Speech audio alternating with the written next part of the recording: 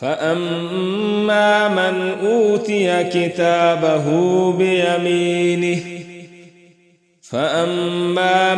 أوتي كتابه بيمينه فيقول هاؤم اقرءوا كتابيه إني ظننت أني ملاق حسابيه فهو في عيشة راضية في جنة عالية قطوفها دانية كلوا واشربوا هنيئا بما أسلفتم في الأيام الخالية وأما من أوتي كتابه بيمينه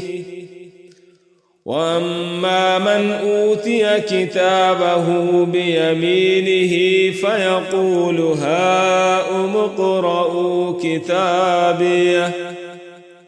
إني ظننت أني ملاق حسابيه فهو في عيشة راضية في جنة عالية قطوفها دانية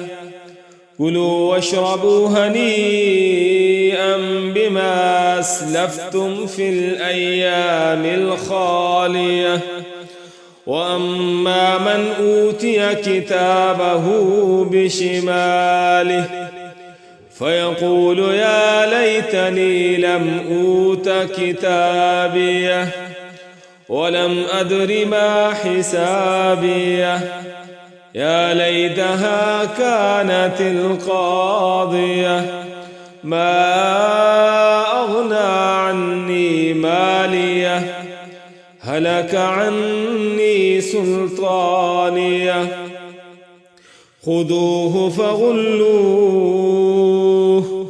ثم الجحيم صلوه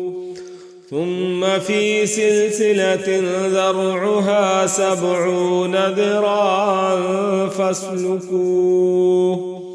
إنه كان لا يؤمن بالله العظيم